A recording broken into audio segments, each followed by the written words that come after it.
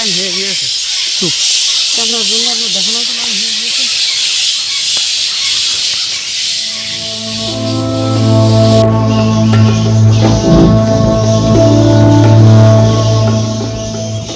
সীমান্তবর্তী ঝিনাইদহের মহেশপুর উপজেলার নেপা ইউনিয়নের ঝিটকিপোতা গ্রামে প্রায় ৫০ বছর আগে এ বটগাছটিতে কিছু বাদুড় বসবাস শুরু করে। সেখান থেকে পরের কয়েক বছরে বাদুড়ের সংখ্যা গিয়ে দাঁড়ায় কয়েক হাজারে। বাদুড়ের সংখ্যাগত কারণে একসময়ের ঝিটকিপোতা গ্রাম নাম হারিয়ে বাদুড়তলা নাম ধারণ করেছে। ওয়ালটন আবারও মিলিয়নিয়ার অফারে ওয়ালটন ফ্রিজ কিনে আপনিও হয়ে যেতে পারেন মিলিয়নিয়ার।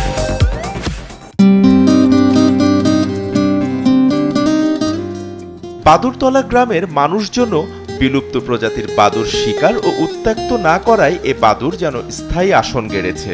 দিনে থাকে বাংলাদেশে আর রাতে খাবার খেতে যায় পার্শ্ববর্তী দেশ ভারতে।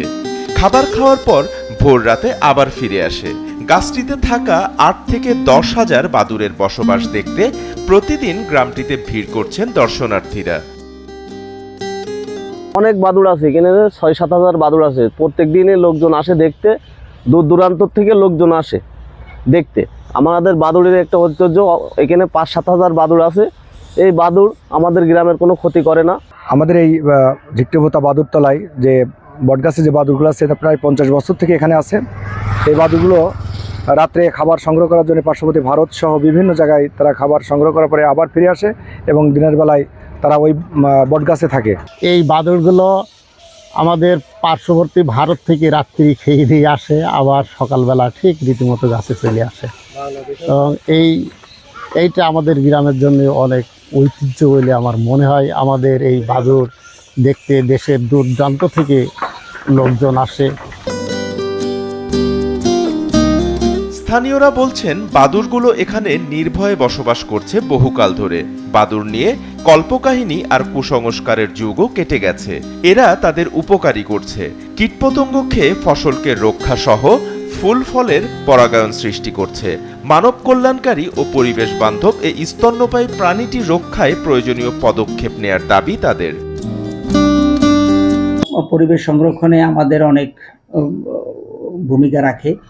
তো এখন কাজিরবের ইউনিয়নের ঝিটকিপোতা এলাকায় যে বটগাছে যে বাদুড়গুলি ওখানে আছে, এটা বহু কাল থেকে এখানে আছে। ওরা এখানে থাকলে ওরা নিরাপদ মনে করে, ওখানে ওরা বংশ বিস্তার করে। এবং আমার জানা মতে এখন পর্যন্ত এই বাদুড়গুলো যে ওখানে আছে ওদেরকে কেউ এখন পর্যন্ত কেউ ডিস্টার্ব করে না, বা ওদেরকে কেউ এটা নিয়ে কেউ পিড়াপিড়ি করে না। যদি কখনো বাদুড়কে কেউ ডিস্টার্ব করে বা কেউ ক্ষতিগ্রস্ত করে, যদি আমরা এই ধরনের অভিযোগ পাই, তাহলে আমরা সেটাকে আইনানুগ ব্যবস্থা নেব।